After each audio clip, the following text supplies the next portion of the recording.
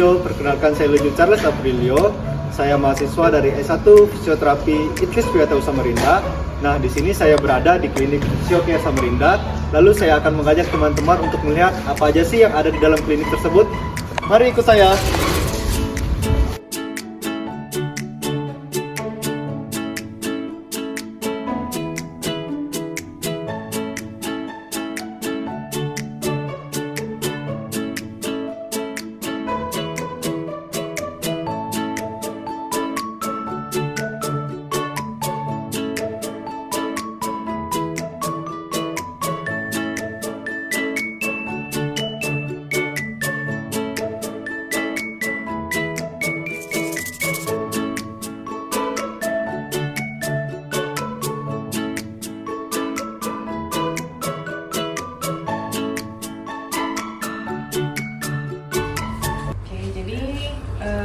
Hari ini kita mau wawancara ya? Ya, wawancara terkait klinik ini.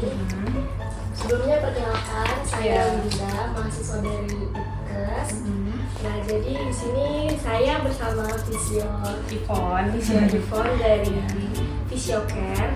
Mungkin langsung aja saya mau tanya Fisio terkait klinik-klinik di Fisiocare ini ya. Untuk mungkin yang pertama saya mau nanya dulu dari latar belakang dari visi klinik ini. Untuk klinik ini tuh kapan mulai membangun klinik ini? Oke, jadi kalau untuk klinik ini sendiri kita berdirinya di tahun 2020. Cuma untuk aktifnya kita di Januari 2024 karena kita ada perubahan manajemen dan perubahan nama. Nah, jadi untuk openingnya dan lain sebagainya itu kita per Januari 2024. Cuma mulainya baru tahun ini ya. Kalau untuk motivasi utamanya dalam mendirikan klinik itu apa? Siapa tahu ada inspirasi dari mana gitu. Oke, jadi kita mendirikan klinik ini sendiri yaitu tujuannya adalah untuk memberikan layanan fisioterapi yang baik pada masyarakat umum dengan berbagai keluhan ya pastinya. Jadi kita menerima di sini dengan keluhan-keluhan umum, bukan cuma yang ibaratnya di bidang sport kayak gitu, tapi masyarakat umum yang punya keluhan kayak misalnya stroke atau saraf kejepit, terus kayak frozen shoulder dan lain sebagainya seperti itu. Berarti nggak hanya untuk tertuju khusus lansia gitu ya? Iya. Kalau untuk visi dan misinya sendiri itu apakah ada dari klinik ini sendiri? Oke, jadi kalau untuk visi dari klinik sendiri, kita di sini sebagai penyedia jasa layanan fisioterapi yang terdepan, terbaik, terlengkap, dan dengan tenaga profesional di bidangnya. Oke, bagus. Visi misinya. Okay. Untuk operasionalnya sendiri itu cara mengelola operasionalnya seperti apa kalau di klinik Fisiocare ini? Oke, jadi kita untuk operasional sendiri kita punya staff masing-masing dengan job desk-nya masing-masing. Semisal untuk admin sendiri, admin kan bekerja di bidang administrasi, terus bagaimana cara menyambut pasien dari awal sampai pulang, terus bagaimana si admin mengkomunikasikan dan koordinasikan dengan fisioterapi, semisal terkait jadwal-jadwal pasien kayak gitu. Misalnya hari ini di jam segini ada pasien atas nama ini. Terus juga untuk manajemennya kita juga ada masing-masing per regio gitu. Jadi ibaratnya semuanya menjalankan tugasnya sesuai dengan job desk-nya. Berarti ini sudah dibagi dari kliniknya sendiri? Iya, betul. Kalau untuk staffnya sendiri biasa kan ada open recruitment seperti itu. Nah, itu dia tahap-tahapnya bagaimana? Jadi biasanya kalau untuk perekrutan kita melakukannya dengan pengiklanan biasanya. Semisal yang dicari adalah staf tenaga fisioterapi, itu biasanya standarnya minimal D3 sampai S1 profesi kayak gitu. Dan untuk penerimanya sendiri biasanya kita ada sistem kontrak per 3 bulan dulu nih di awal. Kita lihat dulu kalau untuk fisioterapi sendiri biasanya dilihat nih dari cara dia melayani pasien gimana, terus keramahan dia, terus keterampilannya bagaimana dengan menyembuhkan pasien sehingga bisa ibaratnya bergerak dengan dengan keluhannya tadi tuh bisa sembuh kayak gitu loh. Nah, terus juga kalau untuk admin juga kita lihat nih kemampuannya, karena admin itu nggak cuma ibaratnya ngurus pasien hari ini terus jadwal pasien, tapi biasanya juga ada operasionalnya untuk sampai ke Kemenkes kayak gitu. Jadi kita lihat nih kalau misalnya kinerjanya bagus, terus bisa bertanggung jawab dengan job desk-nya, biasanya nanti kita ada kontrak per 1 atau 2 tahun kayak gitu. Jadi mungkin alat yang paling sering digunakan untuk terapi pasien itu apa? Seperti pada umumnya ya, infrared, TENS, ultrasound itu paling sering. Sama kalau di sini kebanyakan kita exercise. Jadi lebih ke manual terapi itu juga banyak kita gunakan di sini selain penggunaan thermal terapinya ya. Oke, untuk tadi alat-alat yang digunakan itu kan banyak pasien yang gunakan alat itu. Nah, untuk memastikan kalau alatnya tersebut dalam kondisi baik atau steril itu bagaimana? Apakah setelah itu dibersihkan secara berkala? Jadi kalau untuk penggunaan alat, biasanya setelah kita gunakan, kita bersihkan pakai disinfektan.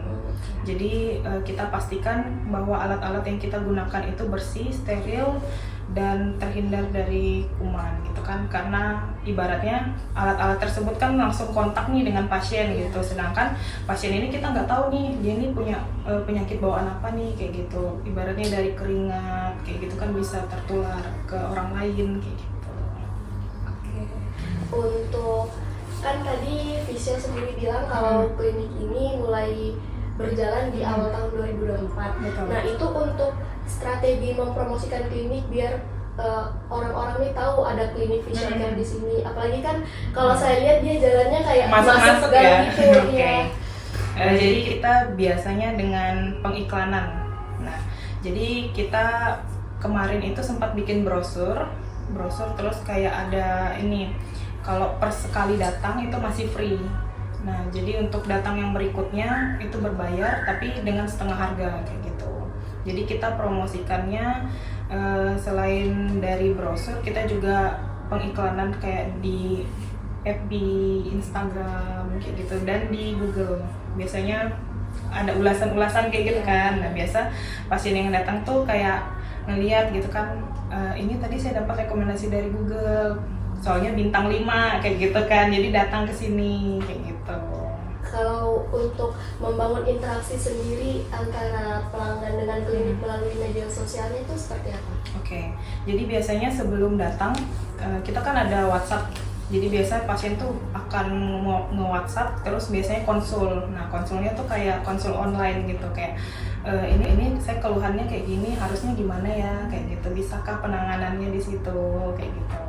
Biasanya seperti itu. Jadi kita jawabnya dengan bahasa yang sopan, ramah, dan komunikatif kayak gitu. Jadi ada timbal balik antara fisioterapi dan pasiennya kayak gitu, walaupun dalam media online gitu. Untuk kan tadi Visio bilang kalau misalnya menggunakan strategi promosi yang pertama datang dikasih treatment gratis. Nah, untuk mempertahankan bahwa pasien atau pelanggan tersebut tetap memilih klinik Visio Care itu, apakah ada cara lain selain dari yang free itu? Jadi biasanya pasien-pasien yang datang itu kan kita sambut dengan ramah, kita tanya keluhannya apa. Nah, yang paling utama kuncinya itu adalah menurut pengalaman saya selama ini, bagaimana pasien itu bisa respect ke kita adalah yang pertama itu pelayanannya, terus yang kedua cara kita berkomunikasi. Kadang pasien nanya, semisal kayak kenapa ya saya sakit di bahu karena ibaratnya kayak salah tidur atau apa. Nah, kita jelaskan kayak sakitnya itu karena ini kayak gitu. Pokoknya timbal baliknya itu ada gitu, komunikatif kayak gitu. Karena kalau dari pasien-pasien yang saya pegang tuh kadang ada yang bilang gini, saya tuh pernah Mbak pergi ke klinik ini atau ke rumah sakit ini, tapi dokter atau tenaga kesehatan yang melayani ini judes kayak gitu, ditanya mukanya sinis kayak gitu, biasa kayak gitu. Nah, itu sih yang bikin pasien itu kayak merasa nyaman, dihargai. Nah, karena 80% psikologis kita adalah ketika kita mendapat respon yang baik. Jadi kita ngerasa kayak, ih di situ enak ya, kayak gitu, datang lagi kayak gitu, biasanya gitu.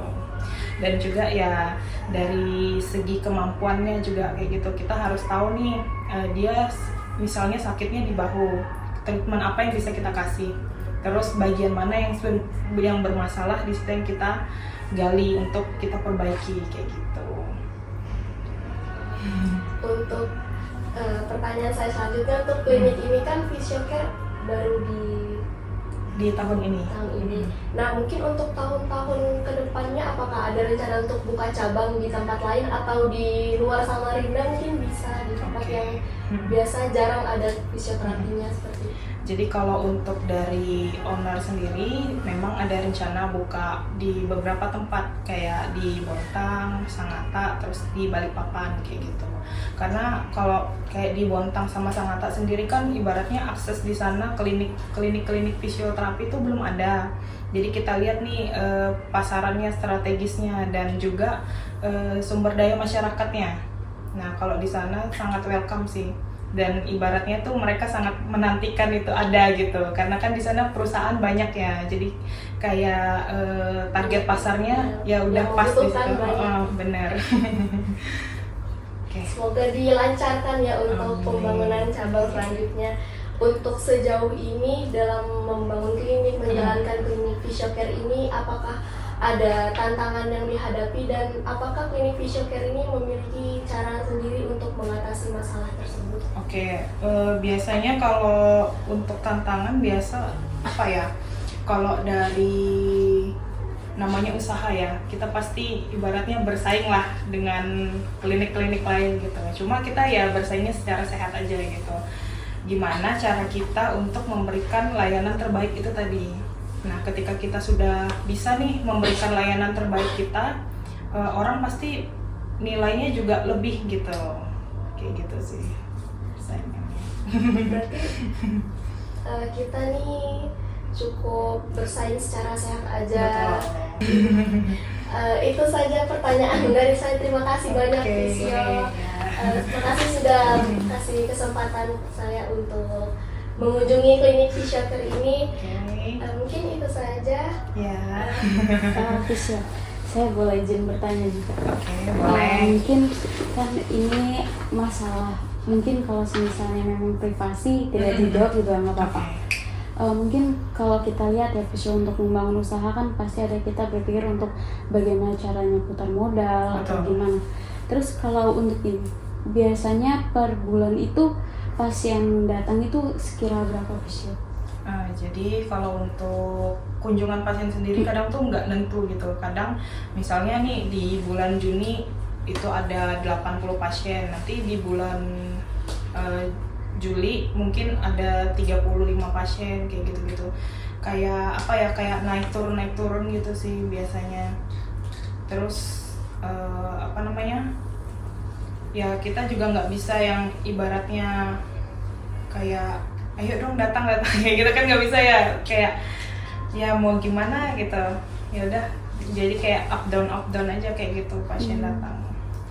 Lalu kalau untuk pasien itu datangnya per treatment itu dia bayarnya per visit atau biasanya langsung paketan gitu Fisio? Karena kan satu pasien kadang harus ada 7 kali treatment gitu. Itu gimana Fisio? Oke, jadi kalau untuk treatment biasanya kita lihat juga nih kondisi pasien gimana. Kalau semisalnya dia cuma cukup 1 kali treatment, kita kasih tahu Bapak permasalahannya itu semisal dia kayak sprain ankle lah kayak gitu. Itu kan ibaratnya kalau dia ringan kan 1 kali treatment aja tuh udah aman aja kayak gitu.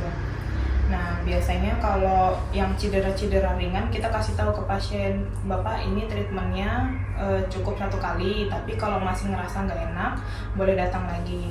Tapi kalau semisal kayak kasus saraf kejepit, nah itu kan harus berulang-ulang kali itu. Nah kita punya paket, untuk paketnya itu yang terendah di 10 kali treatment kita itu ada di harga 225.000. Nah jadi kalau untuk reguler per datang kita kenanya di harga 300.000. Ini mungkin pertanyaan pribadi saya Fisio, karena mungkin sepengalaman saya. Iya. Gimana cara kita menghadapin kalau misalnya nih ada pasien, dia tuh ada 7 kali kunjungan ya Fisio, misalnya dia HNP ya Fisio. Tetapi kadang kan pasien juga ada di kalanya dia datang bolong-bolong kayak gitu. Lalu pasien ini misalnya dia protes, Mbak, saya belum ada perubahan nih, sudah berapa kali treatment gitu, belum ada perubahan. Terus kita sebagai fisioterapi kadang kan ada sangkut pautnya, ini saya kadang langsung diurut udah selesai kayak gitu. Terus sedangkan kita kan proses kita pun kita bertahap kayak gitu ya, untuk kasih taunya ya. Iya, untuk nanganin pasien seperti itu gitu. Oke, jadi kalau saya pengalaman memang banyak megang pasien itu saraf kejepit. Nah, biasanya pasien juga ngeluhnya gitu nih. Iya. Yang pertama itu saya jelaskan begini, Ibu, ini kondisinya saraf kejepit. Saraf kejepit ini kan kerusakannya di saraf. Sedangkan saraf ini dia butuh waktu yang lama untuk proses recovery atau pemulihan. Nah, jadi untuk terapi paling minim biasanya itu minimalnya 6 kali. Untuk setiap sesi itu boleh jedanya sehari atau 2 hari. Nah, kalau semisal nih ada di waktu lain gitu, ibu nih ternyata bolong-bolong nih, terus ibu ngerasain sakit kayak gitu kan. Nah, itu apa ya, ibaratnya tuh kayak ya ibu nggak bisa expect apa-apa gitu. Ibaratnya kalau ibu mau expect 2 kali terapi, 2 kali treatment udah enakan, nggak bisa. Paling enggak nyerinya yang berkurang kayak gitu.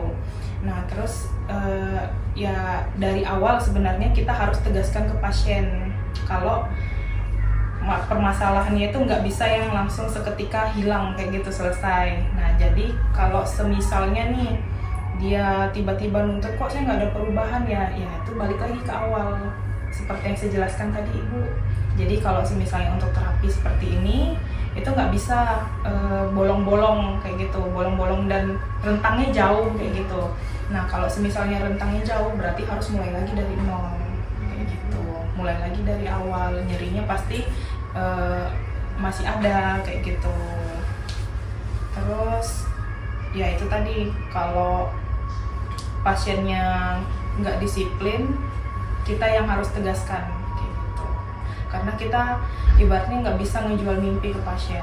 Kadang pasien bilang ini bisa sembuh ya nggak bisa. Maksudnya bisa sembuh tapi nyerinya berkurang, terus otot-ototnya lebih kuat, terus gerakannya bisa, ibaratnya kalau maksimal sih enggak ya, cuma ngebantu gitulah, ngebantu untuk dia bisa beraktivitas kayak gitu. Karena ya namanya kerusakan saraf dia pasti kompleks kayak gitu. Nah jadi dari awal jangan pernah ngejual mimpi sama pasien, jangan pernah bilang kayak iming-iming gitu ya, ibu pasti sembuh kok, pasti bisa, enggak. Karena kita ada prosesnya, ada step-stepnya kayak gitu. Tapi ya sejauh ini pasien-pasien saraf kejepit yang saya pegang, karena dari awal saya sudah komunikasikan, terus yang penting si pasien ini sabar dan mau ngikutin rules-nya gitu, sembuh kayak gitu, udah bisa beraktivitas normal kayak gitu. Ya, mungkin berarti benar ya Kak, kalau misalnya kata orang itu kita sebagai terapis pun harus kuat mental gitu. Betul. Ya. Karena kan terkadang kita pun sebagai terapis sudah nggak tahu, pasti kan ada home program yang dilakukan. Nah, kadang pasien pun nggak menjalankan home program tersebut gitu. Terus nyalakannya juga kita kayak gitu. Kayak ini juga kayak pengalaman saya, ibu saya juga dulu di ini tuh OANI, terus itu kan katanya nggak boleh duduk di lantai kayak gitu. Tapi terkadang ibu saya juga melanggar itu, masih duduk di lantai kayak gitu. Terus dia gini, ibu saya itu OANI, lalu dia diterapis di rumah sakit gitu Kak. Terus untuk dia nggak boleh larangan ini itu, tapi sedangkan ibu saya itu masih tetap aja kayak gitu. Terus udah 7 kali treatment nih, belum ada perubahan, ngeluh kayak gini. Terus dia menyalahkan yang ini, saya sudah 7 kali treatment nggak ada perubahan apapun gitu. Kadang saya sebagai mahasiswa fisioterapis pun kadang kayak kesel gitu kan, mungkin yang ini nanti yang kita hadapin ke depannya gitu kan, kayak ya dari sebenarnya salah dari pasiennya kayak gitu, tapi kita yang disalahkan lagi dengan Iya. gitu sih fisio mungkin mental. Sebenarnya yang menjadi tantangan adalah ketika kita menghadapi banyak orang dengan karakter yang berbeda. Iya. Karena orang sakit, mental mereka juga pasti sakit. Biasanya pasien itu kebanyakan datang moodnya itu nggak jelas. Cuma dari kita lagi gimana cara ngadapinnya. Nah, kebanyakan pasien-pasien saya yang mood swing itu kebanyakan maunya sama saya. Karena apa ya, komunikatif. Nah, komunikatifnya tuh sebenarnya bukan yang SKSD sok kenal sok dekat ya. Kadang kita nanya aja tuh judes dibalasnya kayak gitu, kayak ya mbak sakitnya di sini kayak gitu kan. Cuma ya cara kita lagi gimana ngadapinnya kayak gitu. Ya kebanyakan pasien-pasien yang judes itu ya pada akhirnya luluh juga kayak gitu. Karena kita kayak ibaratnya nanya, ibu sakitnya udah berapa lama, kenapa bisa sakit kayak gini kayak gitu. Nah, kadang kebanyakan pasien-pasien saya itu kan orang-orang tua. Nah, jadi mereka itu sebenarnya judes itu karena pengen diperhatiin sama anaknya, kan kayak gitu, kayak kesel kan jadinya tuh kayak saya datang sendiri nih terapi kayak gitu kan. Nah, kita nih yang kasih kasih kayak ibaratnya motivasi, dukungan buat pasien, karena fisioterapi itu bukan cuma hanya membantu pemulihan gerak dan lain sebagainya, tapi juga fisioterapi ini kan rehab ya, rehab mental juga secara nggak langsung kayak gitu. Jadi ya cara kita komunikasi sama pasien sih, cari celahnya kayak gitu. Ya ibaratnya kita juga karakternya beda-beda ya, mungkin ada yang penyabar, ada yang sensian kayak gitu, kayak misalnya dijudesin balik kayak gitu. Ya itu sih, karena gini juga, pasien sport sama pasien umum itu beda. Kalau pasien sport kita bentak-bentak mah dia oke aja, kayak ayo lagi up kayak gitu kan masih oke lah. Kalau pasien biasa itu langsung kayak kok sih dijutekin sih, kok sih dijudesin sih kayak gitu. Soalnya sepengalaman saya kan kami fisio di sini ada 3 orang. Nah, salah satunya ada fisio Anis, dia ini kan di bidang sport nih. Nah, kayak one day dia ngadepin pasien umum kayak nggak sengaja gitu kan, kayak biasa yang dia ngelatih sport gitu keluar kayak ayo pak angkat, agak keras gitu kan adanya. Jadi si Wawan tuh langsung kayak kok sih diginiin kayak gitu, mungkin dalam hatinya ya. Jadi kayak muka ekspresinya tuh langsung berubah kayak gitu. Jadi kita harus menyesuaikan juga sih pasien ini dengan kondisinya. Dan juga yang lebih sensitif biasanya pasien dengan kondisi stroke. Itu lebih sensitif biasanya. Kadang tiba-tiba nangis, tiba-tiba marah, tiba-tiba teriak kayak gitu. Cuma kita sih yang bisa ngimbangin gimana ininya. Kayak bentar ya pak, sabar kayak gitu. Terus kadang pasien-pasien yang udah berumur kayak gitu, kayak curhat gitu, dengerin aja. Iya kayak gitu. Butuh teman untuk cerita gitu. Iya bener. Jadi tuh kadang gini, orang ngerasa sakit, tapi ketika dia didengarkan, dia lupa dengan sakitnya. Biasa kayak gitu. Jadi ya itu sih lebih ke psikologis sebenarnya. Jadi untuk pendekatan sama pasien ya kayak gitu. Lalu kalau untuk ini fisio, terkadang kan di sini mungkin pernah untuk melayanin anak-anak cerebral palsy gitu fisio. Kalau di sini kita belum, karena kan kalau misalnya untuk pediatri sendiri dia tuh emang harus terkhusus ya kayak gitu, secara ini kayak dari segi ruangan, terus terapisnya juga. Kalau saya, pengalaman saya dulu waktu praktek di klinik di Solo, itu dia memang khusus klinik anak. Jadi terapis-terapisnya yang kerja di situ juga memang khususnya di pediatri gitu.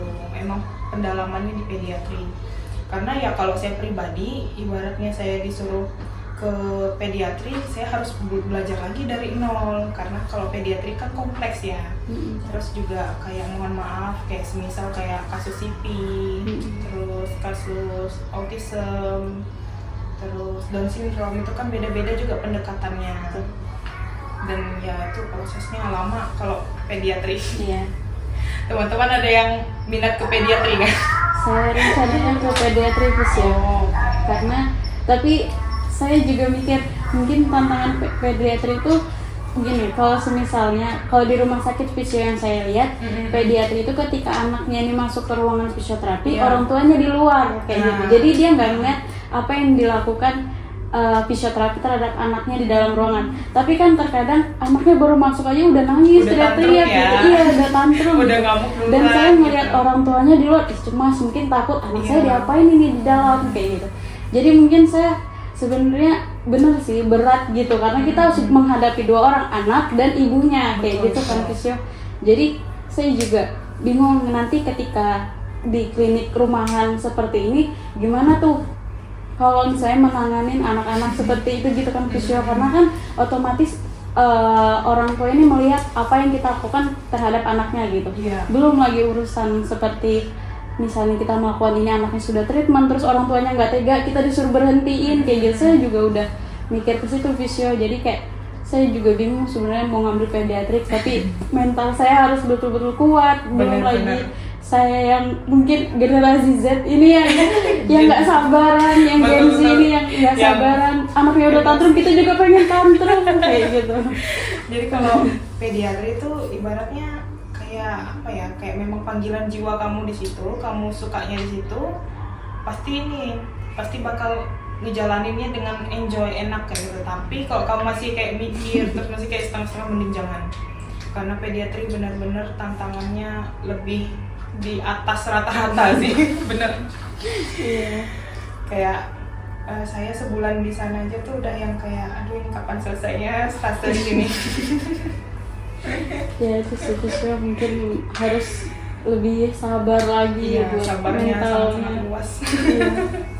Hebat sih fisioterapi yang ini di pediatri itu, saya aku hebat banget. Tiap hari ngadapin yang kayak gitu, enggak yang dicakar, enggak yang digigit. Iya betul gitu. Kalau teman-teman sendiri selain siapa? Putri. Iya, selain Putri, minatnya di mana nih peminatannya? Kayak misalnya Jiu nih, Misalnya di sport ya. Kalau ini sport juga. Kamu Sport juga. sama ini juga. Enggak, kalau saya kemarin kepikiran sama kayak Putri juga mau pediatri. Nah, tapi orang tua saya tuh sebelum saya masuk ke fisioterapi saya kan awalnya nggak tahu fisioterapi itu apa, jadi kayak disuruh cari tahu. Nah, setelah itu orang tua saya tuh nyaranin saya di geriatri. Nah, cuman kalau menurut saya mending saya nanganin anak-anak daripada orang tua yang lebih ini ya. iya lebih moodnya cerewet ya. Bahasa ini karena ya. sepengalaman saya kan nenek saya dulu sakit. Nah, dia itu sakitnya kayak yang nanti tiba-tiba marah-marah seperti yang Fisya bilang, marah-marah sendiri, nanti teriak, nanti tiba-tiba nangis. Terus kalau marah-marah ditanya kenapa, kayak malah marah lagi kan. Dia bilang waktu itu nenek saya tuh marah-marah, terus ditanya, nah dia malah bilang diam, muyak gitu. Jadi ya sudah, saya mending kayak milih anak-anak. Moodnya memang ini memang apa ya, mood swing parah sih kalau orang tua. Iya. Apalagi kalau dia kayak 60-an ke atas itu sudah. Biasanya gitu. Ya mungkin kalau mungkin menurut saya mungkin setiap stase pun mungkin ada tantangannya masing-masing gitu ya fisio. Saya pun awalnya kenapa ke pediatrik tiba-tiba karena ngelihat orang tua saya nih fisio, saya juga nggak mau ke depannya saya disalahkan nggak ada perubahan nih gitu, belum lagi nanti home program yang dia nggak dilakukan di rumah kayak gitu kan, salahnya tetap ke saya gitu. Tapi semakin kesini saya melihat lebih pediatri ini lebih banyak gitu daripada orang tua gitu. Kalau misalnya geriatri kan kita berhadapan dengan orang tua, ya udah orang tua itu aja. Tetapi kalau anak-anak berhadapan dengan anak-anak, berhadapan juga dengan orang tuanya kayak gitu. Terus kita harus tahu histori juga dia. Iya betul. Ibunya selama mengandung gimana sampai melahirkan kayak gitu kan, benar-benar yang kompleks kayak gitu. Nah kalau terkait kayak semisal nih kayak Putri bilang, pasiennya bilang kok ini nggak ada perubahan. Nah kita kaji ulang nih, bapak atau ibu kegiatannya apa nih yang dilakuin selama nggak treatment gitu, latihan yang saya kasih dilakuin nggak, kita serang balik aja kayak gitu. kita ulti. Biasa saya kayak gitu, saya tanya misalnya ibu nih, ibu habis kegiatan apa? Oh saya kemarin jalan di Big Mall 3 jam jalan kaki kayak gitu. Terus saya belanja ngangkat barang berat. Terus saya tanya lagi, ibu ngelakuin nggak peregangan stretching yang saya kasih, latihan yang saya kasih? Enggak mbak. Nah kan salah siapa coba? Saya gituin biasa. Jadi kayak pasien tuh sadar, oh iya ya ternyata salah saya kayak gitu. Jadi dia ibaratnya nggak berekspektasi kayak menyalahkan fisioterapinya aja nih kayak gitu, karena kita lakukan treatment pasti kita udah ngasih yang terbaik nih buat pasien. Kita udah kasih latihan-latihannya kayak gitu, tinggal pasiennya aja lagi. Karena saya selalu bilang gini sama pasien saya, ibu, saya ini hanya perantara, yang menentukan ibu sembuh adalah ibu sendiri, saya bilang kayak gitu. Jadi ya puji Tuhannya pasien-pasien saya itu ya manutan gitu kan. Malah mereka kalau misalnya kayak melenceng dikit kayak misalnya ke tukang urut, mbak maaf ya kemarin saya ke tukang urut gitu, ya nggak apa-apa gitu. Cuma maksud saya adalah apa yang sudah saya berikan itu sudah yang terbaik kayak gitu. Jadi kalau saya kasih latihan apa ya dilakukan kayak gitu. Ya jadi pasien-pasien yang manut ini pasien-pasien sembuh semua. Gitu sih. Oke Sobat Fisio, demikian video wawancara dan perkenalan klinik Fisiocare Samarinda. Sekian dan terima kasih. Bye-bye.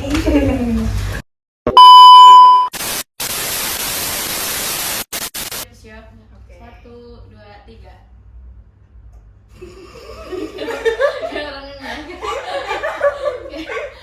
Kok kayak aneh gitu ya. Kayak lagi foto angkat. 1, 2, 3.